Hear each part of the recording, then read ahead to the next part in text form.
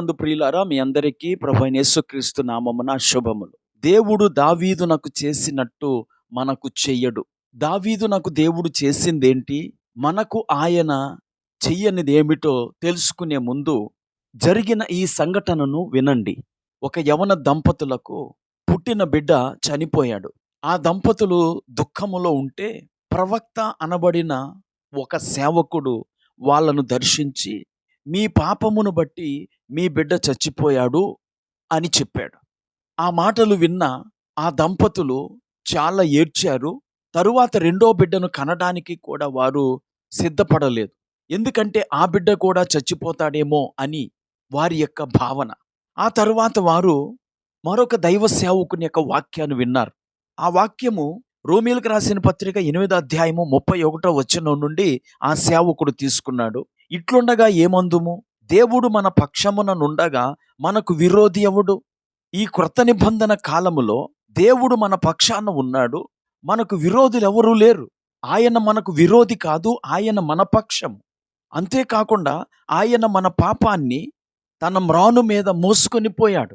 పాపాన్ని మోసుకొని పోయిన దేవుడు ఆ పాప శిక్షను కూడా ఆయన అనుభవించాడు అని చెప్పాడు. ఆ తరువాత ఆ యవన బిడ్డలిద్దరూ పిల్లలను కనటానికి మనస్సును కుదుర్చుకొని ప్రార్థన చేయగా దేవుడు వారికి చక్కటి కుమారుణ్ణిచ్చాడు. ప్రియులారా, ఈరోజు అనేక మంది వారికి జరిగిన నష్టాలను బట్టి, కష్టాలను బట్టి అవి వారి చేసిన పాప ఫలితమని అనుకుంటూ ఉంటారు. ప్రియులారా, మనందరి పాపమును 2000 సంవత్సరాల క్రితం యేసు సిలువలో భరించాడు గనుక మనము మన దోష శిక్షను భరించనవసరం లేదు.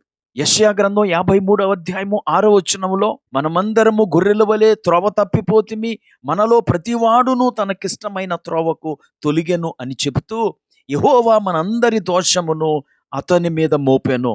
మనందరి దోషము యేసుపై మోపబడినది. మన దోష శిక్షను కూడా ఆయన భరించాడు గనుక మన పాప శిక్షను మనము భరించనవసరం లేదు.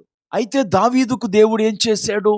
దావీదు ఉరియాను చంపించి ఉరియా భార్యను తనకు భార్యగునట్లుగా చేసుకున్నప్పుడు వారికి ఒక మగబిడ్డ పుట్టాడు. అయితే ఆ బిడ్డ చనిపోతాడని ముందుగానే దేవుడు ప్రకటించాడు. అలాగే ఆ బిడ్డ చనిపోయాడు. 2వ సమూయేలు గ్రంథం 12వ అధ్యాయము 15, 16 వచనాలు. గనుక దావీదుకు జరిగినట్టు మన జీవితంలో జరగదు.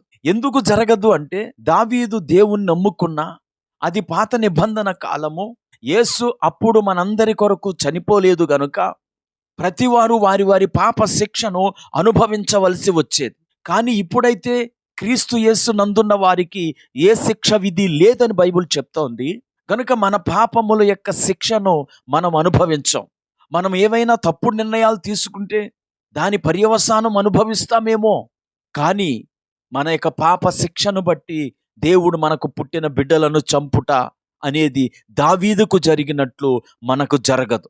ఈ మాటలు వింటున్న ప్రియ స్నేహితులారా, మనం యేసు ప్రభువును అంగీకరించిన తర్వాత యేసు మన పక్షం.